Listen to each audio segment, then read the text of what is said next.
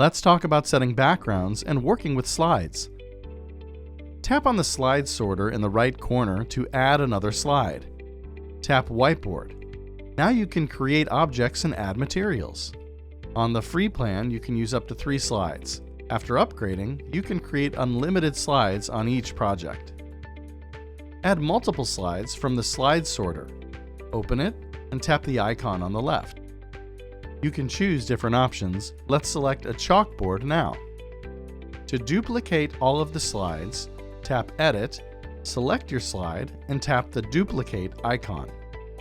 To change the background of all of the slides, simply select them all and choose your background color. Now play with the colors and texture. All of the changes are being made on your selected slides. To delete slides, select them, then tap the Delete icon.